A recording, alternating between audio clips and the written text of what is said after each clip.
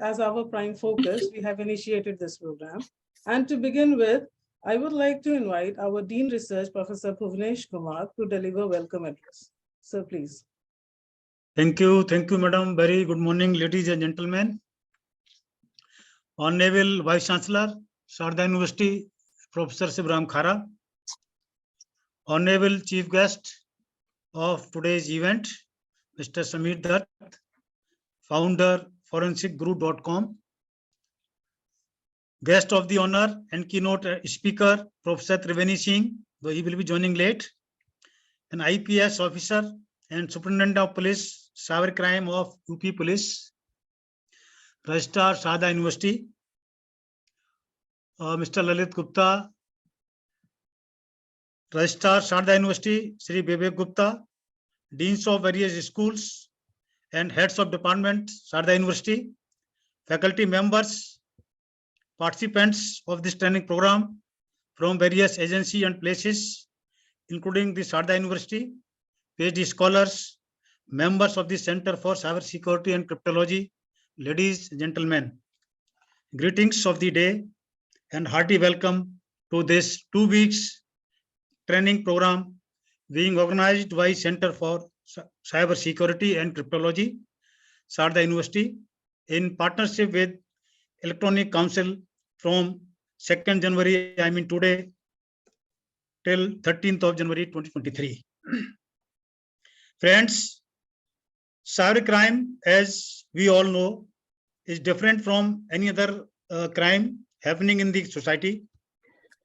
The reason being because it has no geographical boundaries and the cyber criminals are invisible and unknown.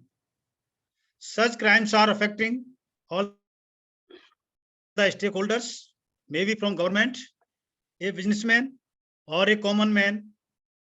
In our country, cyber crimes are increasing with the increased use of information and communication technologies. Therefore, there is a need as to how to shield ourselves with innovative cyber tools to counter such threats. As per the statement of Director General of Police, Idle Wing CID Tamil Nadu, Sri K. Jayant Murali, and the data given by Reserve Bank of India, cyber frauds have cost the country an estimated value of rupees 100 crores a day over the last 7 to 8 years. The fraud reported, the number of the frauds in the year 21-22 were 24% higher than in the previous year. The main reason for the rise in such frauds include greater use of digital payments, telephone banking, and online banking services. Therefore, such training program which we are holding today occupies its own significance. This training program aims to provide an insight into cybersecurity and digital forensic to safeguard ourselves from being the victim of cyber attacks through innovative practices applying cutting-edge cyber tools.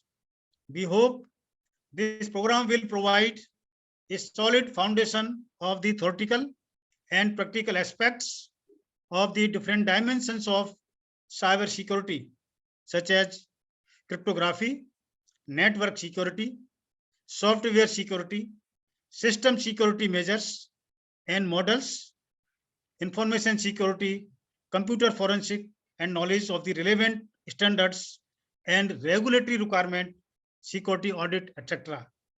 In this direction, a comprehensive training module has been circulated on relevant topics, and the subject matter specialist having vast domain knowledge shall be deliberating on various topics, which have been divided in 37 sessions over 2 weeks period. I am sure that the participants from various agencies shall be richly benefited and therefore shall make fullest use of this training program to minimize such cyber attacks. I once again welcome you all to this 2 weeks training program on cybersecurity and digital forensics. Thank you. Jai Hind. Jai Hind. Thank you so much, sir, for your wonderful, warm, welcoming address, sir. Now, may I request our Honorable Vice Chancellor, Professor Sibaram Khara, to address the participants and the delegates. Sir, please. Thank you. Good morning, Dr. Venas Dilu, Good morning, sir. for inviting me in this great event. 2-day certificate training program on cybersecurity and digital forensic. Starting from today, 2nd January. And very useful and important training will be organized by this Advanced Cyber Research Center of Sharda University, which is headed by Professor Srikant Ojaji and his team. Ensure that all the eminent scientists, researchers, PhD scholars, and others, those who are working in this field, because cybersecurity is so widespread in the today's communication network, in every aspects, the security has been chosen as one of the most promising research field, because unless you secure the network system and information, nothing is going to happen. And today is the era of networks, the digital networks, specifically with the advent of or introductions of the IP-based cellular data networks, where users are so easily facilitated with the technology to access the IP services, unlikely few years before, where it was very difficult, because cellular networks were designed to give only the voice services, although through the voice, using the voice service, we could use some of the data services. But now, with the introductions of the 3G, 4G, and 5G, the technology has been developed specifically directly to support the IP services at the terminal. Thereby, they are able to access a variety of informations and servers through the internet working. Therefore, the security of the networks and informations have become very, very crucial. And in these aspects, the Sharda University has rightfully established the Advanced Research Center on Cybersecurity headed by Professor Srikant Ojaji. And I am seeing that some of quality research works going on there as far as system model, secure system model, advanced protocol designing to have the secure networks and informations. The system and its accessibility by the fraudulent accessor or the users is very, very important. Once they're able to access your system, it is not difficult to access your information as well. And to mislead or to get the useful information or to manipulate the systems or to block the systems. And therefore, things will lead to a very worst case. As we have seen recently, the AIMS server has been accessed, and in cryptocurrency, 200 crores demanded. So there are some professionals, those who are working, they are much more intelligent, network designer and the cyber scientists. But the purpose is not that how you access and damage the systems. You have to develop the system for more security. So your system security in terms of the access and information security in terms of cryptography is very, very important. And recently, we've seen very advanced techniques are there. That's why such a vast network worldwide is successfully running, except few of the anomalies, such as AIMS and all. It is running quite successfully because the cybersecurity has been provided from the beginning. So the fraudulent users, those who will be accessing the systems or intercepting the informations, may cause the social damage as well, because some of the misleading informations will create confusions and chaos and may impact in turn impact the social sentiments as well. It's not that only the secured informations will be accessed, but in the current age, some of the fraudulent informations, misleading informations, and objectionable informations to be also protected to protect the human sentiments and other habits. Therefore, the cyber security will also be responsible to have the social security by protecting the networks and the informations. And if we can do that, and also in national, international level, some of the security aspects are very, very important. And that's why cyber security is very important. And many more detailings are there. All these experts will be presenting. And I'm sure that in these training programs, the participants will be immensely benefited and they will learn new aspects. Some of the aspects they can explore and find out some of the research issues and can address some of the solutions in realistic world. So again, today's chief guest, Mr. Samit Dutt, the founder of forensicguru.com, and then guest of honor, Dr. Alpana Misra, member CCS and C, a keynote guest of honor, Professor Triveni Singh, IPS SP Cyber Crime at Uttar Pradesh. We heartily welcome you, sir, all here in this great platform, and all the team members, Enas Dilu, and Niharanjan Roy, and other team members, organizers, those are organizing such an important training, high-end trainings for the researchers, and it will be very, very useful. Wish you a very grand success of this training program. Thank you very much. Jai Hind. Jai Hind. Thank you so much, sir, for your words of encouragement, especially highlighting all the aspects where security is required and is important. And thank you so much, sir, once again, and for all the support that you provide to us, Lord. Thank you so much. Now, may I request our my colleague, Dr. Niharanjan Roy, to warmly introduce and welcome our chief guest, Mr. Samit Dutt. So. Thank you, Venus ma'am. Good morning, everyone. Before I present to you our chief guest, I would like to say this center exists because of the vision of our Honorable Vice Chancellor, who is one of the best academic administrators and the visionary person available here, and highly experienced our Dean Research, Dr. Bhunesh Kumar sir. We run to him every now and then, and he really gives us the thought of wisdom, and he tells us what to do, what not to do, and how to proceed. Without both of your cooperation, sir, this would not have been possible. This center might not exist. Thank you for all support that you give us. And we promise that we will do our best and see the very first official working day of the year is here, and we are taking it forward. Thank you for your cooperation, sir.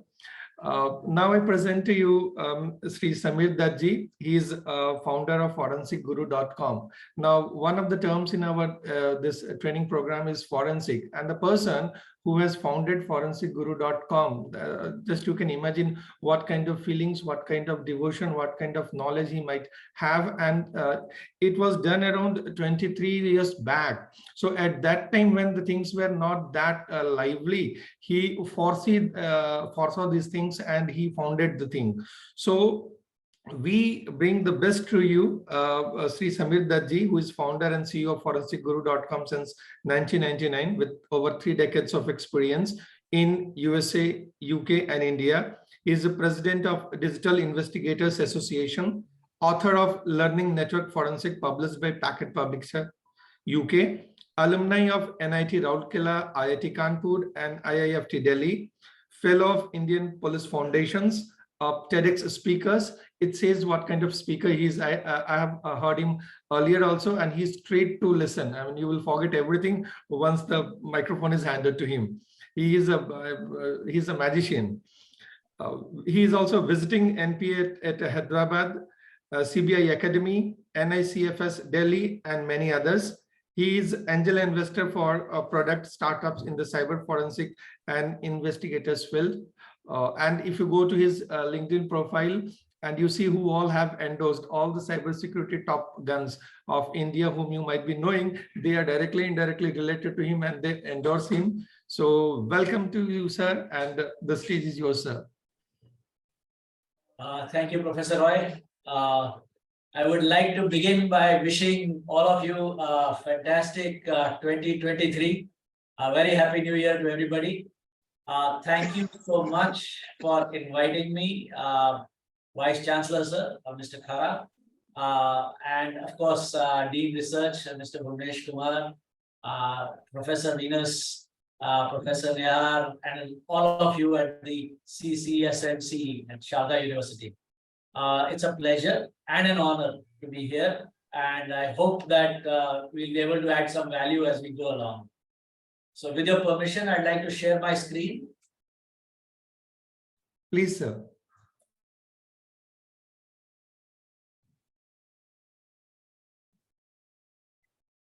So, as I usually say, can you see my screen now? Yeah, quite visible. Visible? Okay.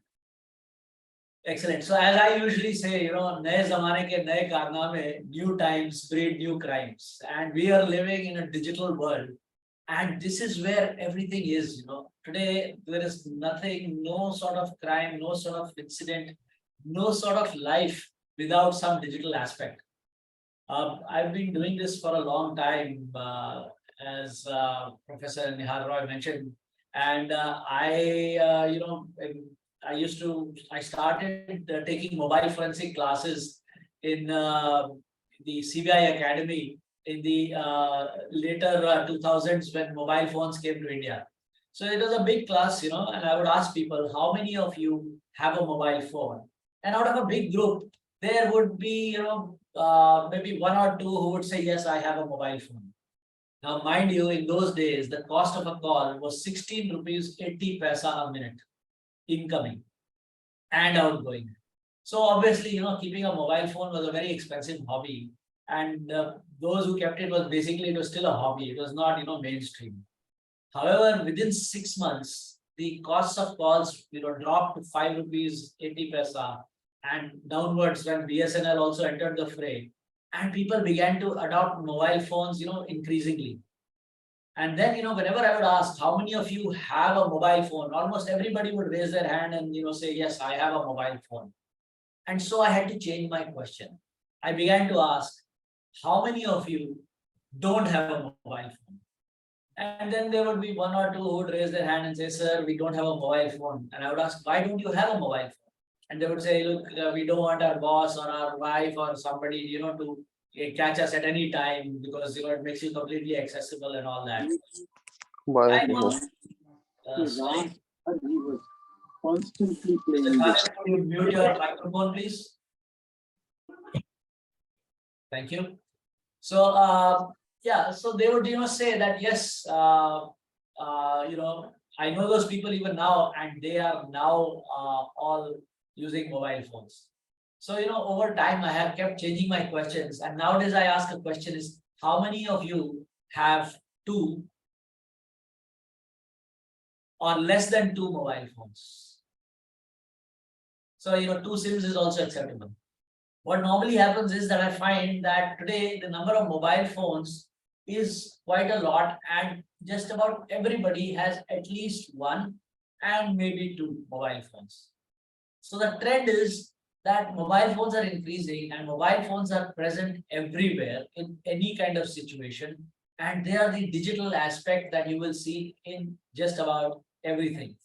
So you cannot say that any incident does not have a digital implication. In fact, even a murder will have a digital impact. Even a robbery will have a digital aspect. And you'll be listening to Dr. Trivedi Singh also later during the day, and he'll talk about these things. And the digital aspect comes in everywhere. So I will proceed further, but before I begin, let me give you a small introduction to our company.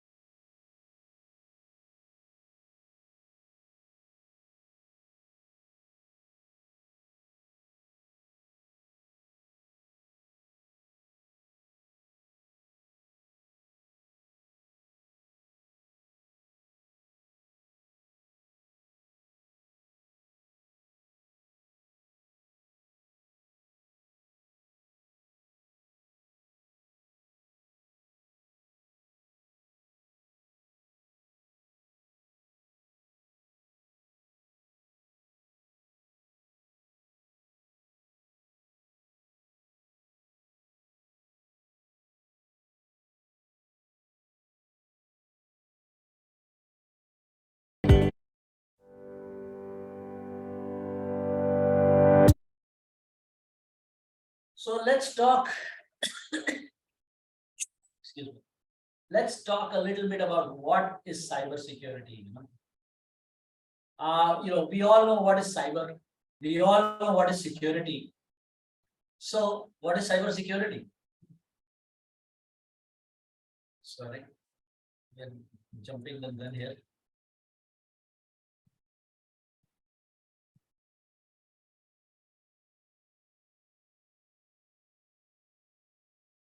So cyber is something to do with the digital world.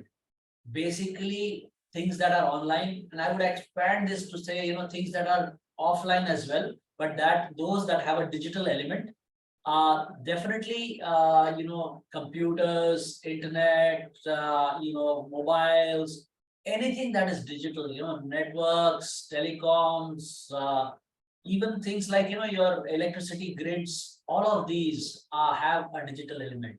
So that is the cyber part, right?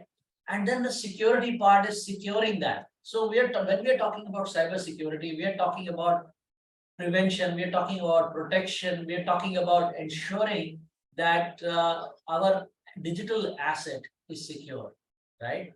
So cyber security is the protection of sensitive data, online privacy, and maintaining the integrity of essential computer assets.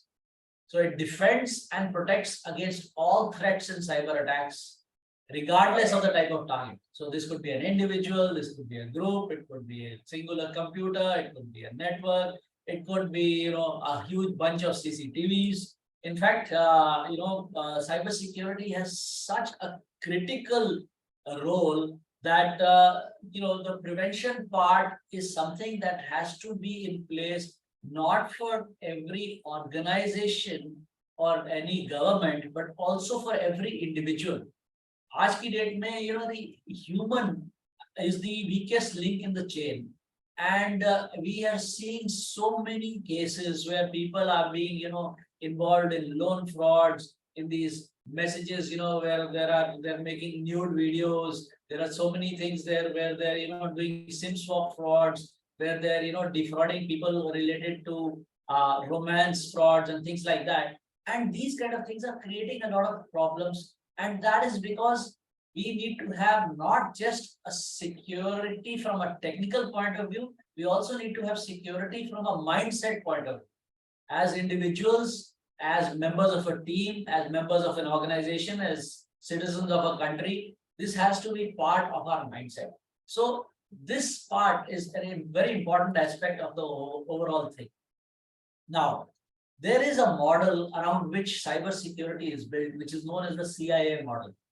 So CIA stands for confidentiality, integrity, and availability.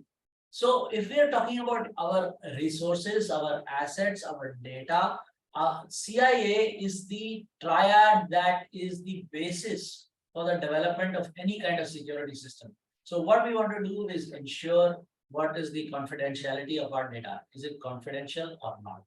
Then is the data still original or has it been changed? Is it available or is it no longer available?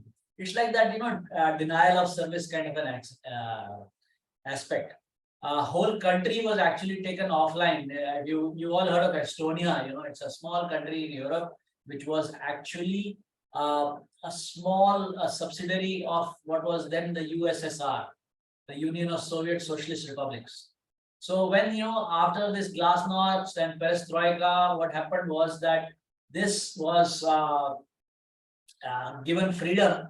And as part of their freedom, there was this big statue of Lenin, which was there. So the people were so excited that they, they pulled down that statue of Lenin, which was in the main square of Tallinn, which is the capital of Estonia. When that happened, the Russians and all saw that broadcast on TV and they got annoyed. And the cyber warriors or forces or hackers of Russia went to work and they attacked Estonia. Estonia is a very tiny country, but they are extremely heavily networked. They are very connected to each other. All the resources are interconnected. The banks are connected. The electricity grid are connected. They have a very good infrastructure of public transport using trams and things like that. They are also, all digitally connected. And what happened was that people for about a week could not access their bank accounts, could not go shopping, could not travel on public transport. The networks were down, the electricity grid was down, all because of this cyber attack. So, availability is important. What is integrity? Integrity is, that things should not change. So suppose, I have some data on a server, like now, everybody knows that the AIM server got hacked. Now, once the AIM server got hacked, for us, as an outsider, we would say, oh, it got hacked. But for AIMS, it has now become very critical because they have confidential data on it, which may become public, which is a big problem. It could be belonging to politicians, very famous people. It could be some medical outbreaks. It could be related to, research. It could be related to anything. And then the integrity. That data is there on the server. Somebody is hacked into it. Is it still the same data, or have they changed it? Have they modified the findings? Have they, hacked in and changed some aspects? So the integrity. And then, of course, the availability came down as well. And that prevented the functioning of that particular server and the services associated with it. So for us, the CIA triad, and we call it a triad because there are three, is the basis on which the cybersecurity rests. So we ensure, when it is a confidential thing, that the information is accessible to only an authorized user. The main purpose, we protect the sensitive information from reaching the wrong hands. Then it is used to maintain privacy, absolutely. And encryption is a good way to go about it. So that is why we all have passwords on our phones. It is worthwhile having good passwords on our computers as well. But if you have the same password on your phone as your birth date, that is an easy one to guess. If you have the same password as your anniversary, that's an easy one to guess. If you have the birth date of your children, very easy to guess. So these kind of things are, some things that have to be considered when you're building your encryption policy. Now, integrity, maintains the correctness or accuracy, and this has to be maintained not just while it is lying on your computers or your devices, but also when it is in transit. So when you say, you send a message saying, delete this message after I send it, and somebody just puts don't before that. So it says don't delete this message after I sent it. So that message will remain, So that is example of the integrity of the data in transit being compromised. So integrity guarantees that the information is trustworthy and not tampered. So if it has been tampered, that's always a problem. We've all heard of MITM, man in the middle. That is what a man in the middle does. Man in the middle can intercept the information, but not just intercept the information, it can also modify the information so that if it is moving from point A to point B, we can see that there is a major transition in the content. It could be a minor transition as well, but the effect could be major. Then this attribute is something that ensures that person will not be able to modify the data. Then there are things like, we use digital signatures, the SHA, the secure hashing algorithm, and other hash codes are what we use for maintaining the integrity of data wherever we are. And then, of course, confidentiality ensures that the information is accessible only to an authorized user. Again, main purpose, prevent sensitive information from reaching wrong hands. We maintain privacy of people, we maintain privacy of organizations, we maintain privacy of governments, we maintain privacy of individuals. And how do we do it? We use encryption, we use password protection, we use all these different methods of doing that.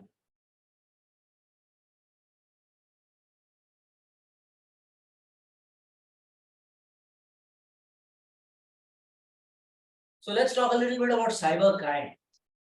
So cyber or digital crime or any computer-oriented crime, it involves some sort of a digital device or a computer and a network. And the computer may have been used to do the crime, or it may have been used to, witness the crime or facilitate the crime, or it may be the target of the crime.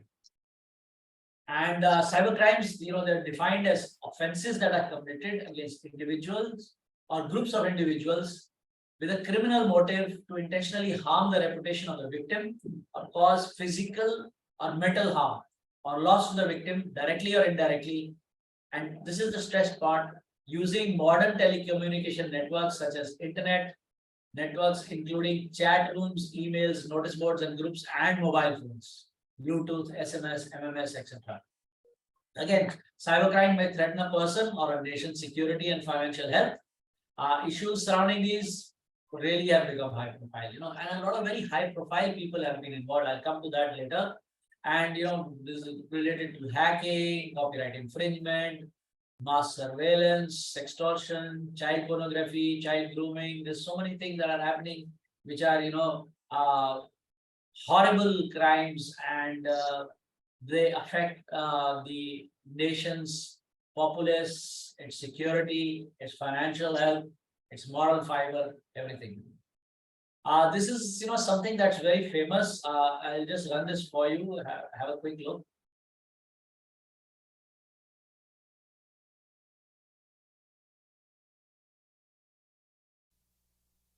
नमस्कार, मैं हूं अनूप सोनी। क्या आपको पता है कि बस एक गलत क्लिक से डिजिटल डाकू आपके फोन में घुस सकते हैं? तो कौन है ये चोर और कहां हैं ये लोग?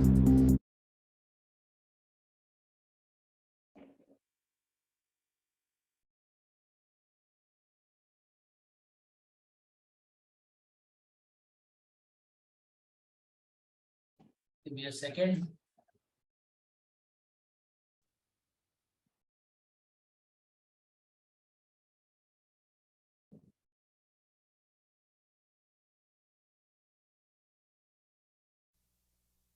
नमस्कार, मैं हूं अनूप सोनी। क्या आपको पता है कि बस एक गलत क्लिक से डिजिटल डाकू आपके फोन में घुस सकते हैं? तो कौन है ये चोर और कहां हैं ये लोग? पुलिस के मुताबिक 90% स्कैम कॉल्स जामताड़ा में ट्रेस की गई। आज हम करेंगे इस पूरे झोल का खोल। झारखंड के जिले में लोग बैठे बैठे लाखों कमा रहे हैं। ये ना तो आईआईटी के पास आउट हैं, ना आईआईएम्स। इनफैक्ट इन्होंने तो स्कूल भी पास नहीं किया। यहाँ एक ही धंधा चलता है, फिशिंग यानी स्कैमिंग। सर, मैं स्वाति बोल रही हूँ आपके कई बैंक से। कभी अकाउंट वेरिफिकेशन, तो कभी आधार कार्ड लिंक कराने के बहाने ये लोग आपसे आपकी बैंक डिटेल्स ऐसे निकाल लेते हैं कि आपको इसकी भनक भी नहीं लगेगी। ये केस यहाँ का है ही नहीं। साइबर कोर्ट में एप्लीकेशन डालो। साइबर सेल के बिना जामताड़ा की पुलिस की नींद भी हराम है। 24 से भी ज्यादा शहरों की स्पेशल टीम्स ने जब जामताड़ा पर छापा मारा तो जांच में पता चला कि इन चोरों का जाल कितना फैल चुका है। पुलिस के मुताबिक एक गैंग आराम से 50 लाख रुपए कमा लेता है। और करते क्या है ये इसका? मनमर्जी लफंगेबाजी, आराम की जिंदगी, बेझिझक ऑनलाइन शॉपिंग। ये सब शुरू होता है आपके फोन नंबर से। याद कीजिए, पिछले 24 घंटों में आपने अपना फोन नंबर कहां कहां छोड़ा है। वॉचमैन के रजिस्टर से लेकर ऑनलाइन रजिस्ट्रेशन तक ये सारे नंबर हासिल कर सकते हैं। फोन करके ये आपको लॉटरी या फिर फ्री गाड़ी का लालच देते हैं। आपकी सारी इंफॉर्मेशन लेने के बाद ये ओटीपी मांगते हैं। आ गया लिखिए। और अगर कोई ओटीपी देने से इनकार करे तो उसी नंबर को वेरिफिकेशन कोड कहकर ये स्कैमर्स आपका पैसा मिनटों में चुरा लेते। आपको लग रहा होगा कि ये आपके साथ नहीं हो सकता है ना? ये स्कैमर्स अमीर या गरीब, डॉक्टर या इंजीनियर में फर्क नहीं करते। ये जामताड़ा है, यहाँ सबका नंबर आएगा। हेलो, हाँ बोलिए। क्या मेरी लॉटरी लगी है?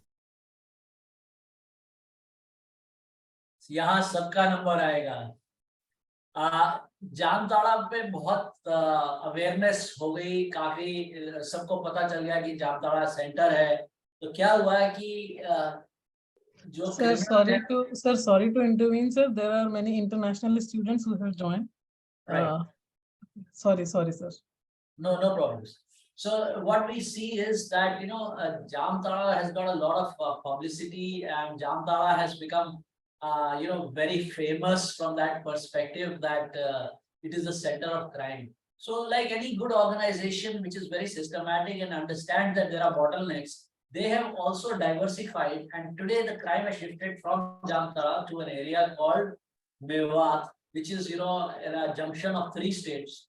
And there are areas out there that are, also just like Jamtara have become centers of crime. So we are seeing the same kind of crime, though, this originated from international sources, but then the Indians have developed a lot of good skills on it, and it has now been exported. And a lot of other countries are also developing similar scam skills. There are groups of individuals and people in those countries that have now developed similar skills to the Indian scammers who have done this. So it's become a big problem, and we are seeing that this is now a global problem. And this global aspects of this problem have, wide ramifications. In fact, if we see this, ransomware attacks are hitting just about everybody. We heard about the AIMS ransomware attack, but other than AIMS, just about every organization has been hit by it. In fact, CERT India, which is the Computer Emergency Response Team of India, have come out with a mandated reporting time of 6 hours since the incident is reported. They need to inform CERT that a particular incident has happened. So for any organization, and a number of you will be working with organizations, a number of you will be researching such problems, you will find that security incident that compromises data is something that is a matter of great concern for organizations today because of the regulatory aspect, where not only is their business impacted, revenue impacted, data confidentiality, integrity, and availability impacted, but their whole existence can be impacted due to this kind of security issues. So this is something that we are all concerned about, and not only are we concerned about, but the whole world is concerned about the security aspect. And security is not, ransomware is not just limited to people who are working in offices or resources that are in offices. People working from home are also getting ransomware threats. Small tiny companies are getting ransomware threats. Individuals are getting ransomware threats because their computers are infected. In fact, a very interesting thing, these ransomware scammers showed some remorse recently, where they had hacked a particular computer belonging to a charitable organization. I think it is Make a Dream Foundation or something. I'm forgetting the name. And when they realized that it was a charitable organization, they took back their ransomware demand and they decrypted the hard drive by free of cost. So we see that sometimes they also do good things. Again, these are random acts of kindness. You cannot depend on a criminal to show a conscience, but it can happen. So there are all sorts of examples, and I'm sharing these with you. There are a lot of examples of criminals siphoning money from cards. There are fake websites that are created. There are a number of crimes that are being which are happening all the time. In fact, the government of India has brought out a very amazing land breaking initiative where they have launched this number called 1930. Anywhere in India where there is a cyber crime, people just have to call this number and report it. It has actually helped to some extent. I will not say a lot, because I would say about 10% of the money lost is recovered, but earlier nothing was being recovered. So now they are able to, if it is reported in time and fast, what normally happens is that when you call in on that number, the government has got mechanisms in place where they will contact the banks if there's any money being transferred, and they will block the transaction so that the money can be recovered and action can be taken. There is also a website called cybercrime.gov.in, and if you report a crime there along with 1930, it makes it a lot easier and faster to recover your money.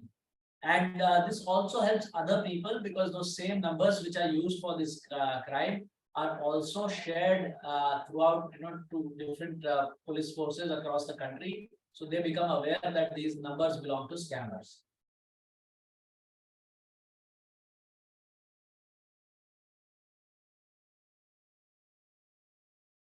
Cybercrime costs $6 trillion a year. In fact, that is a huge sum of money, and this is more than the GDP of a number of countries. And you will find that if cybercrime was put apart as a separate country, it would be one of the bigger countries in the world, right? So this is something that one must be aware of. We can classify cybercrime, as crime against individuals, against property, against organizations, against society, and against the nation. Let's talk a little bit about individuals. I showed you that Jamtara video, and this is, one that affects any individual or their property. It could be, cyber stalking, social engineering, phishing, email harassment, and it could be spreading illegal adult content, etc. So a lot of people will find that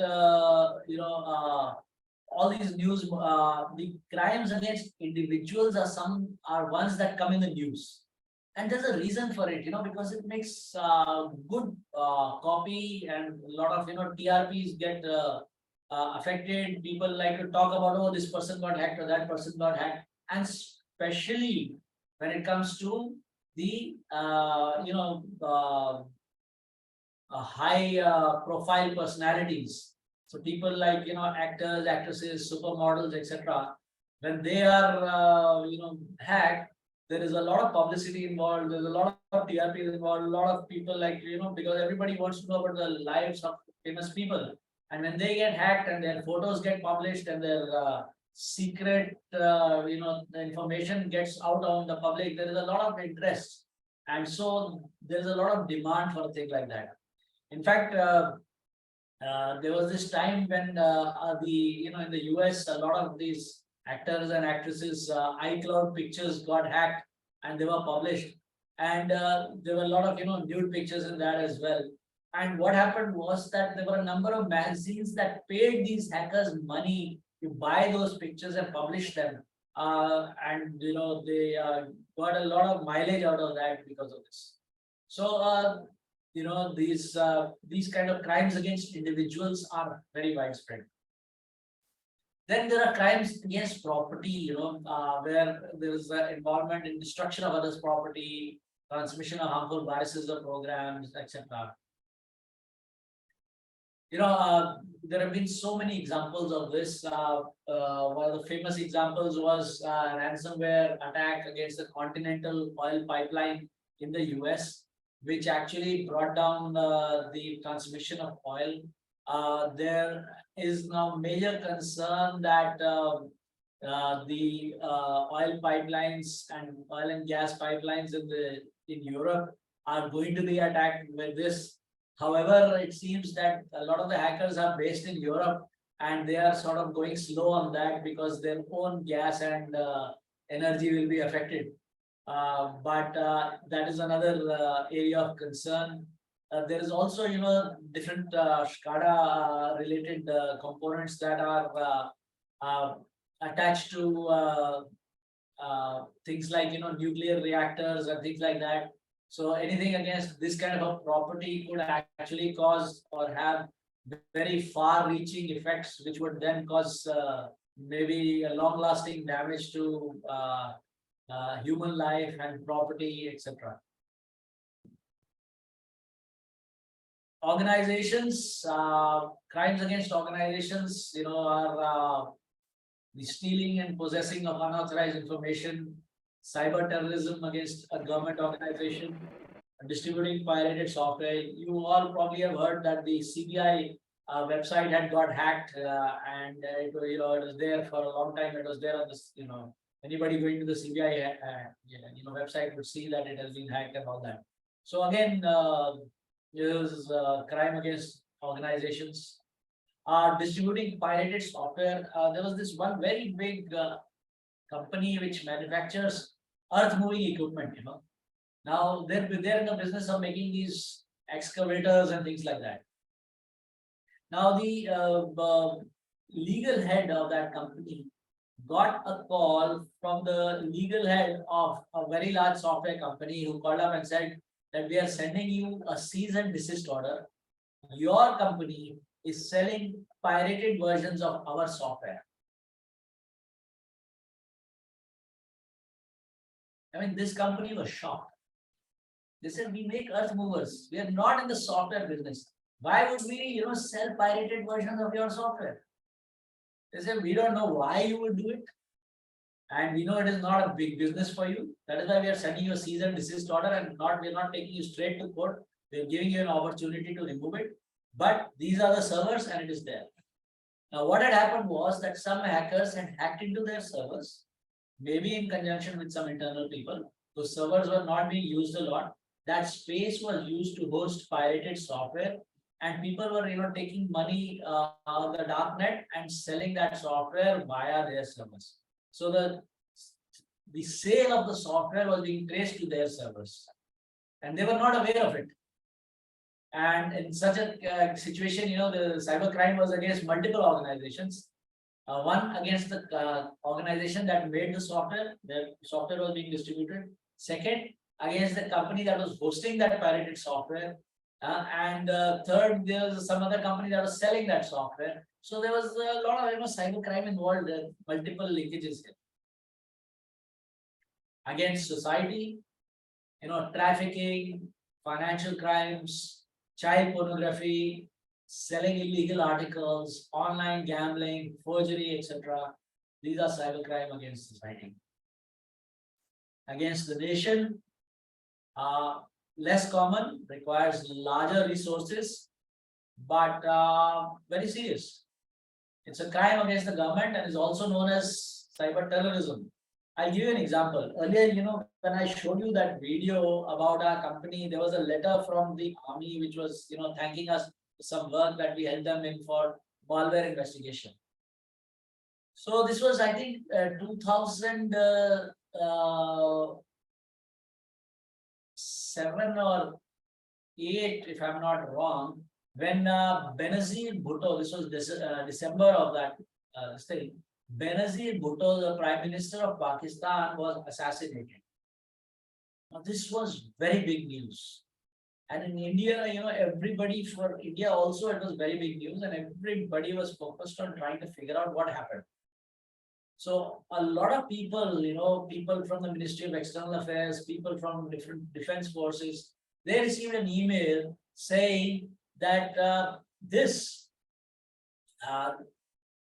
is the real story of how Benazir Bhutto was killed. That was the subject. Now, so many people got this email. How many do you think actually clicked on it? Quite a lot. Quite a lot. And when they clicked on it, their systems got infected. And when their systems got infected, it began to steal data from their computers. Now, in such a scenario, this was a specialized malware whose purpose, it was actually a modified malware from an existing one, so that the signature would not get detected. And it was actually stealing information. So, I mean, the defense forces requested our help, and we had a look at it, and we helped them with that, and we helped them identify what was going on and things like that. And it was traced to Chinese sources. So this is, a crime against the nation. And it involves hacking government websites, military websites, distributing propaganda, whatever. Let's talk about some frequent cyber crimes. Email, financial, other cyber crimes, all sorts of crimes exist. There are malware attacks, Trojan horses, viruses, worm, botnet, ransomware, dropper. There's so many of them. ATMs have been hit by ransomware so that the money could be extracted from ATMs. Large organizations have been hit by ransomware.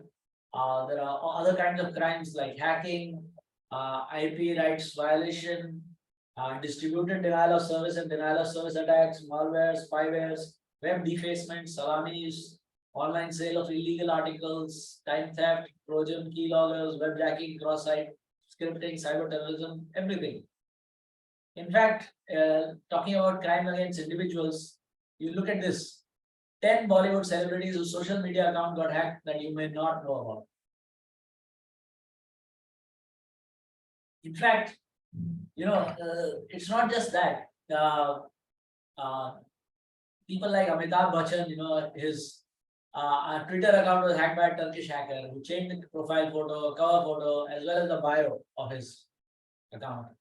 Look at this, Amitabh Bachchan's photo was replaced with somebody we know, and they posted many inappropriate tweets also from his account. Anupam Kher, his account had been hacked by the Turkish cyber army. Urvashi Rautela, somebody hacked her account and posted some bad messages from her account. So what's happening is that things are changing now. This is just a very simple thing, but when people are high profile, famous, like take one example. You all heard of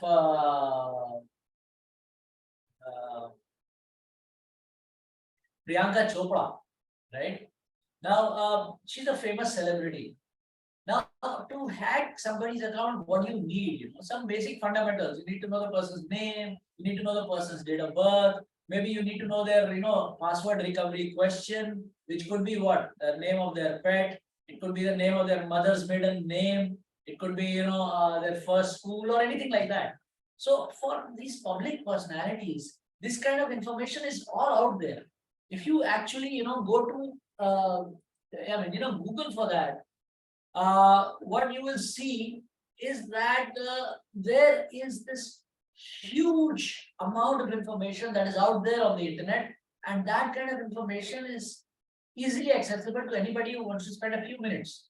So, if I do say an online research on Priyanka Chopra, I will get just about everything that I just mentioned.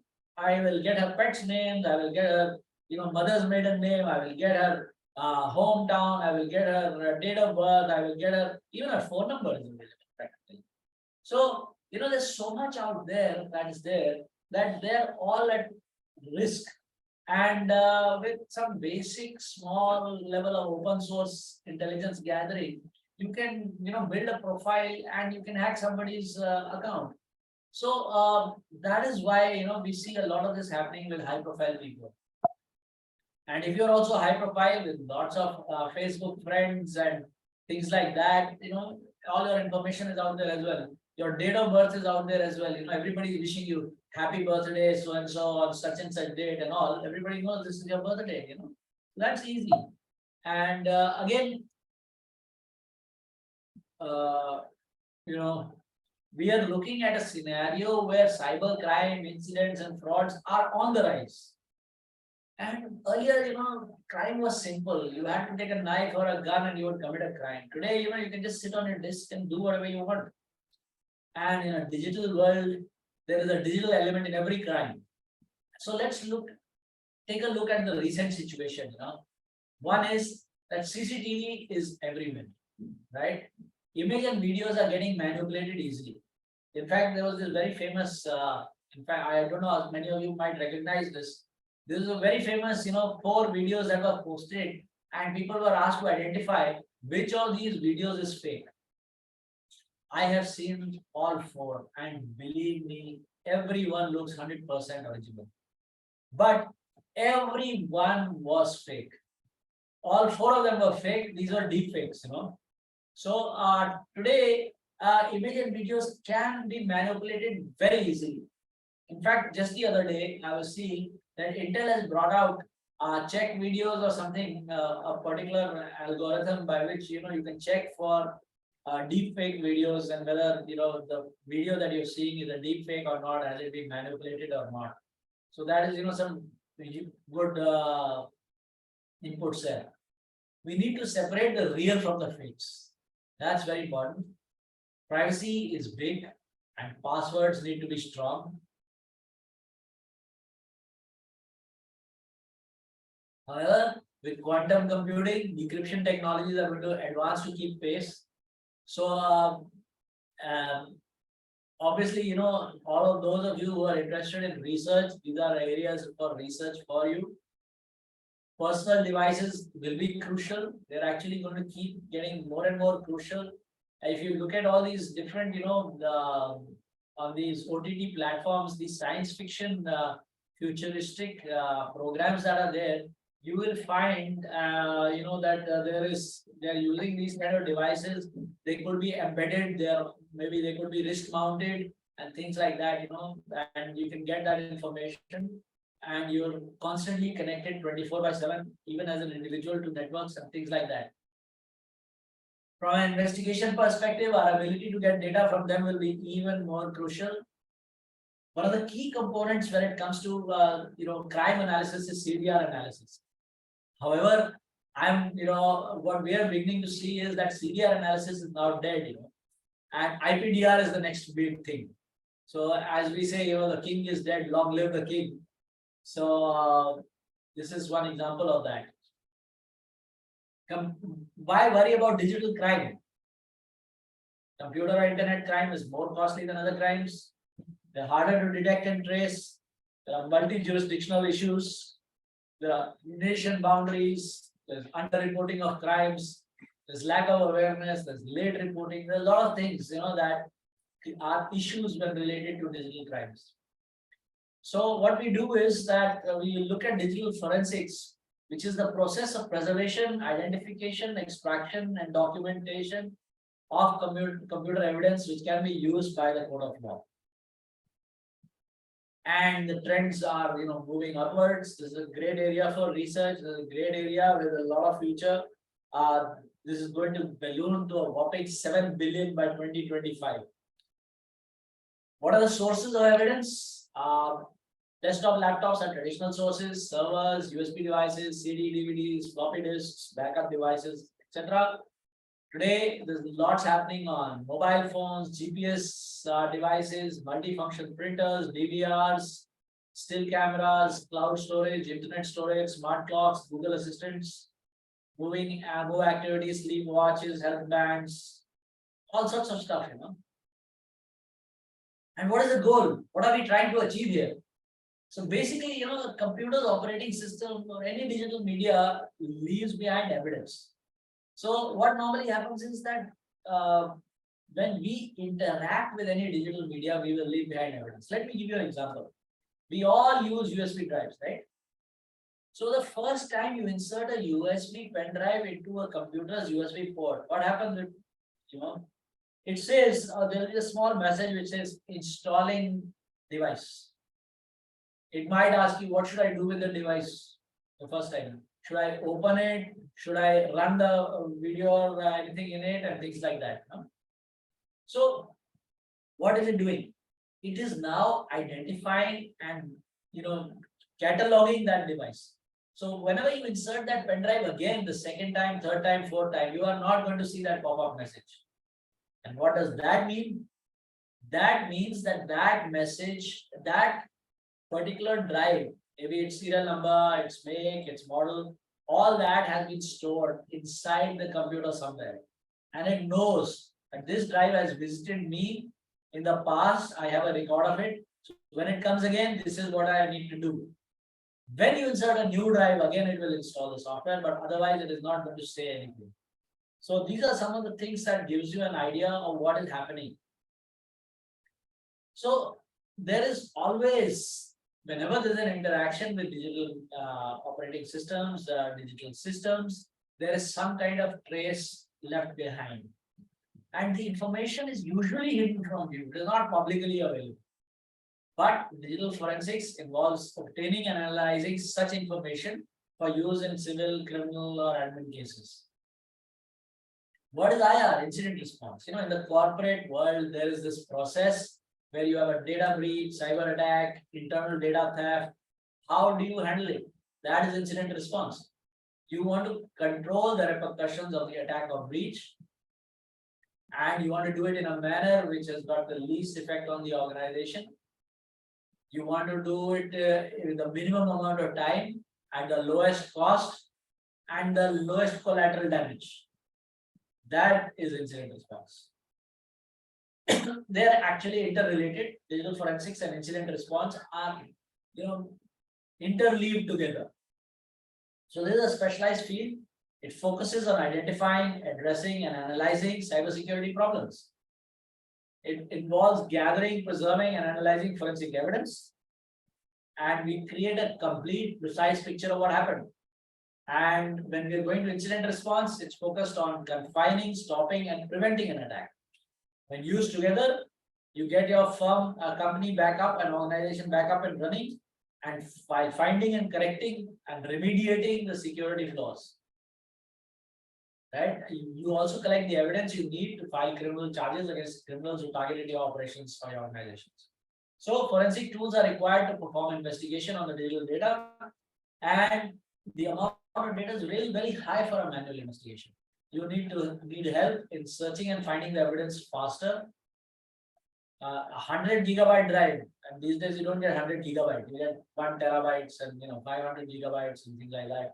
It is the equivalent of 67 full 4-drawer filing cabinets, right?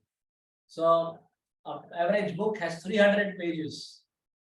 That's 648,000 characters per book. We're looking at a lot of data. So, normally any kind of investigation starts out with what we call a digital evidence seizure kit, whether it's incident response or it is, on a criminal basis. You start off with building a property seizure memo. You go to the scene of the crime, do a seizure on the evidence. You will collect hard drives, pen drives, mobile phones, whatever. And this is the kind of devices you carry with it. You will basically, collect the item, the evidence. You will give it an evidence number. You will find out what is the make and model. You will get its serial number and things like that to maintain integrity. But there is this basic fundamental rule. What is the fundamental rule? The basic fundamental rule is that any evidence, when it is accessed, should not change. If we change it, what will happen is that it will not be admissible in a court of law. So to prevent that changing, we need to have something called a right protector or a right blocker. So when we are looking at it, it will not change. Like for example, if you power on a computer, the date and time of the computer will change. If you open a file, the last access date of that file will change. And when that changes, it is no longer admissible in a court of law, because it is no longer of the computer was seized on the 10th of January, and the evidence is presented in a court on the 10th of December, and in between, it is showing file dates which are of June and some of February and some of August and things like that. That means that the computer has been accessed from the time of seizure till the time of presentation in the court. And of course, it must be accessed because they need to examine the evidence. But if it has been accessed, what is to say that it has not been changed? Right? So that is why you need to right protect any evidence to ensure that there is nothing that is changed. Cameras, laptops are used, to document the evidence. You duplicate the evidence so that the original is not changed. We create a working copy. To do that, there are some duplicators, disduplicators, and I'll show you how they work. And you simply connect a hard drive at one end, empty hard drive at the other end, press a button, and it will create an image. You use Faraday bags to prevent any evidence being modified at any given point of time, because what happens is that a mobile phone can be accessed remotely. You can actually use Google Drive, access your Google phone, Android or iCloud, and you can access it remotely and wipe the data on it.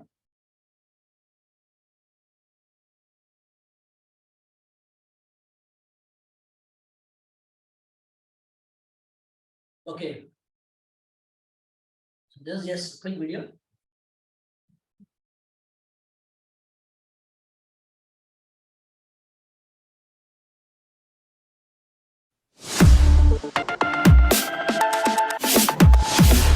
This duplicator.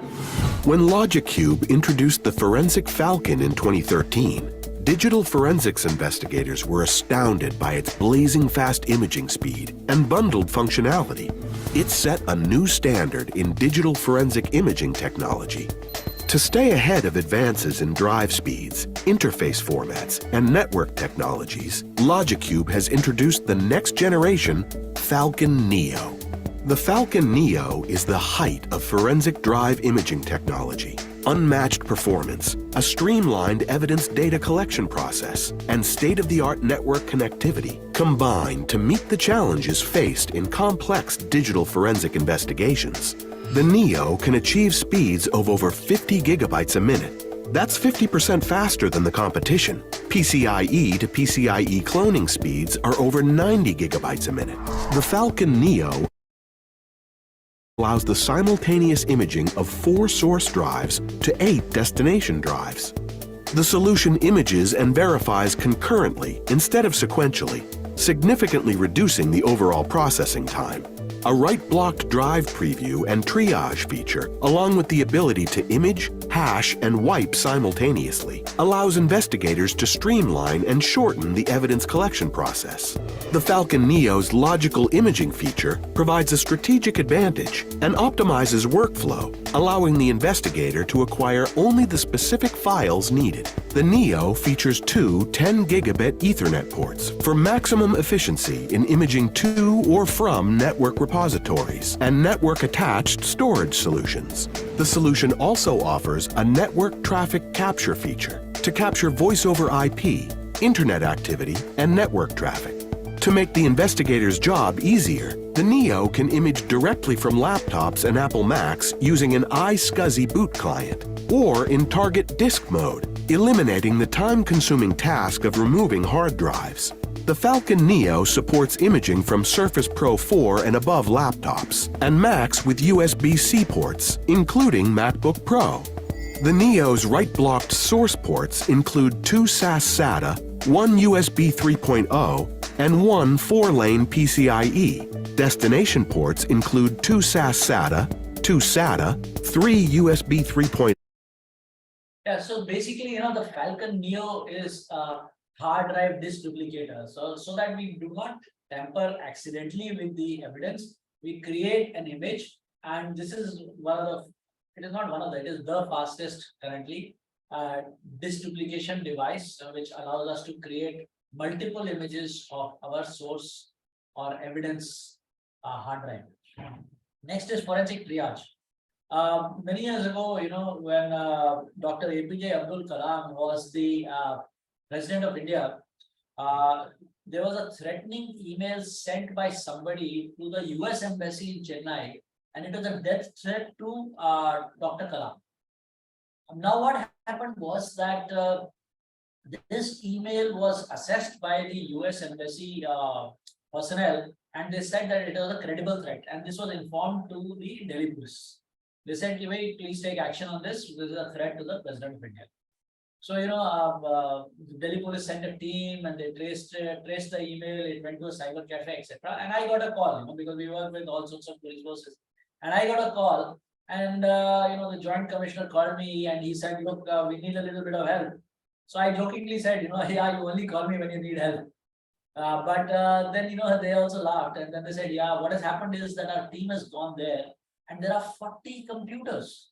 How do we identify which of the computers was used to send that email?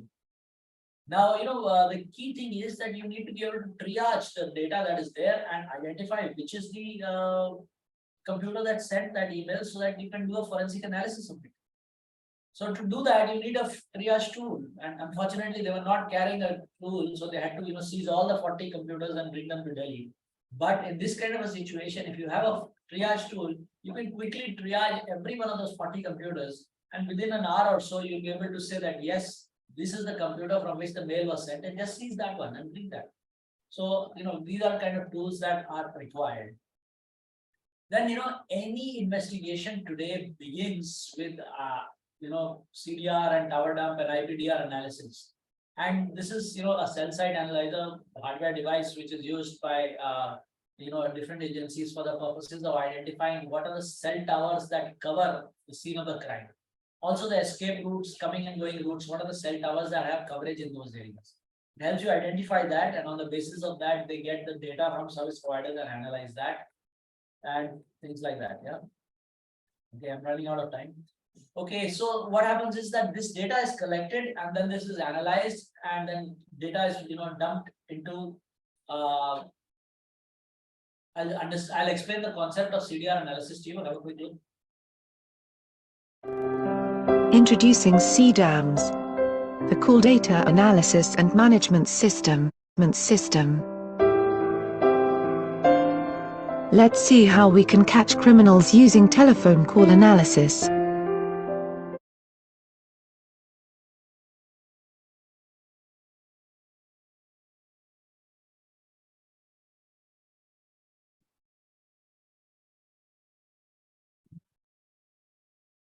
I think we have lost sound.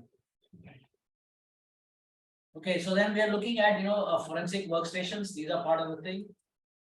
Disk forensics, in case, is used a lot for analyzing seized media. You can analyze images, you can analyze all sorts of data, in fact just about deleted overwritten files and things like that.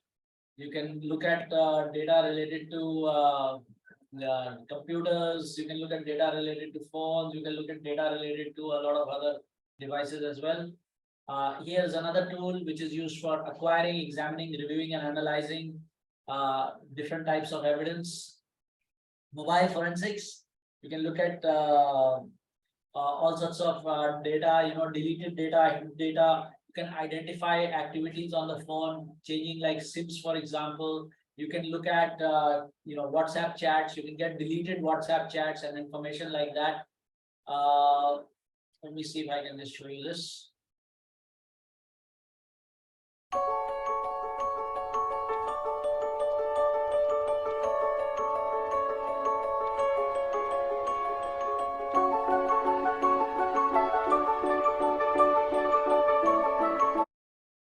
Then there is video enhancement, so we can actually get videos which are not visible. So forensically, one can look at video, enhance it, things like that. Then there is, this is an example of a car number plate not visible, but algorithmically you can enhance it and identify what is the number. You can also deblur number plates. You can get people's heights. You can use artificial intelligence to, identify the vehicles, people, devices, read the numbers, get the number plates, etc. You can also analyze drones. There's a lot of activity happening on drones these days, and it can be used to identify the data that is stored on drones. And you can get the route, the flight path, the payload, the direction it came from, the control, and all that information you can get, You can do a depth analysis. You can do a timeline preview. You can even get their previous missions, what they were involved in. And you can do an accident analysis with artificial intelligence for flight data and things like that. You can analyze the drone camera. And that's it. I've rushed through a little bit towards the end because I was a little short of time, but these are my contact details. I'm happy to work with you in any way you like. If you need help with any research project, or you'd like to talk about any kind of technology related to digital investigations and incident response and forensics, please do get in touch. That's it. Thank you very much. Thank you so much, Mr. Samir, for such an informative and a wonderful talk where you have highlighted all the tools that not only just the software, but also the hardware tools that are available, which people use for doing the forensics. Thank you so much. And as a token of gratitude, we present to you this memento, sir. Please accept it online. We will be definitely making a provision to hand it over to you physically sometime. Thank you. Thank you. Thank you so much, sir. And Dr. Nihar, would you like to say something? Yes, as usual, Samir sir has again given very valuable points, and I'm a big fan of him because I get points to which I carry to my classrooms. So he definitely gives us a wider angle of what is happening there, and I always take points from him. Thank you, sir, for accepting our invitation and giving this presentation. But you didn't take any question answer session. I have one question. Regarding the triage, for example, suppose there are 40 computers and the triage device is working. So what is the principle on which it works? Because we also need to develop tools, we need to teach our students. So how does it work, if you can tell us? Well, basically, what happens is that it depends on the objective. Now, suppose we were looking for an email in that particular case. So we had the content of that email, we had the sender of the email, we had the structure of the email. So based on that, we created a set of keywords. We would create a set of keywords and we would put it into our triage tool. And that would be on a USB pen drive. We would insert it on multiple computers, run it parallelly, and wherever we got a hit, it would say this is the computer from which it was sent. Say it was there in the RAM or in the unallocated space or some of those places, we would be able to identify that computer and bring it in. So even the emails that we are sending, they are cached somewhere. In a number of cases, yes. See, what happens is that, so I have suppose 16 GB RAM on my laptop, or 8 GB or 16 GB, right? But today the size of computer software is so big that it requires more than that RAM to run. Now you are running not one software, you're running multiple software, you've got browsers open, you've got your email running, you've got WhatsApp also loaded on your computer. So many things are happening at the same time. So in that kind of scenario, what is happening? What is happening is that it needs more RAM. Now it doesn't have it. So what it does is it creates a swap file, a temporary file, and it uses that as RAM. Now that temporary file contains your email, your whatever things and all that is there, but it will write it to your hard drive. Correct? Now, once it has done all that activity and it's finished, it will release the temporary file. But it had written in that empty space in your hard drive, it had written that file, and from that we can recover that. So forensics is the art of finding the hidden. That is what we do. Yes. Okay. One more question, sir. So you said that when we plug in a USB drive, basically it catalogs, right? It stores you. But what about if we boot from the USB? Yeah, if you boot from the USB, the operating system of the computer is not activated. Yes. What you're running is that a small version of the operating system on your USB. So then the computer is not recording anything, because the computer is dead. Okay. So that is safe. Yeah, that will then your USB is not going to be recorded in the computer registry. Because I have also to take a session, and that session would be booting Kali from different devices. So without harming our own PC, because some of the students are quite novice and they tend to damage their own operating system. So in that sequence only, and I thought I should ask this question to you also. So thank you, sir. Thank you, sir. Thank you very much. Definitely in the near future, we will try to have a visit at your place to meet you in person. Most welcome. Thank you, sir. Thank you very much. Okay. Thank you so much, sir, once again. Especially for sparing out your valuable time. Thank you so much. My pleasure, ma'am. Thank you very much. Yeah. Bye-bye. Bye. Bye. Dear participants, we are waiting for our guest of honor to join. Please bear with us for a few minutes. Ma'am, sir has joined, I believe. Just a minute, I'll just check. Professor Triveni.